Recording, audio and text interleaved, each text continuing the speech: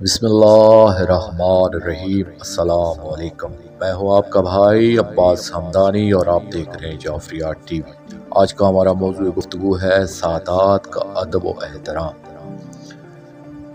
دوستو، بزرگ علماء رضوان اللہ علیہ مجمعین متقد تھے کہ اگر شاگرد سید ہو اور استاد غیر سید ہو تو اس استاد پر لازم ہے کہ وہ سید شاگرد سے آگے نہ چلے۔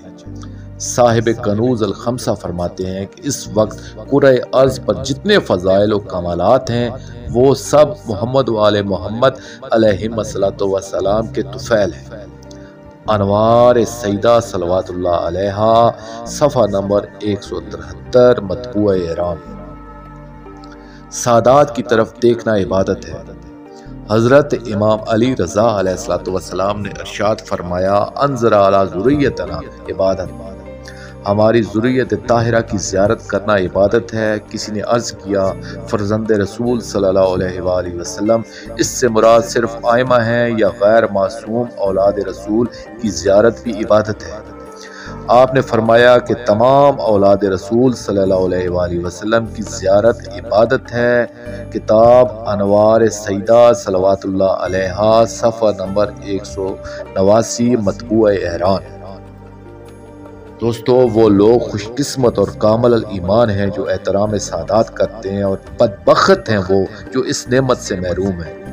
جس طرح عظمت سادات و مقامات سادات کا احترام واجب ہے، اسی طرح اس مقام شامخہ کی تبلیغ و ترویج اس دور میں نہ صرف واجب ہے بلکہ اوجب ہے۔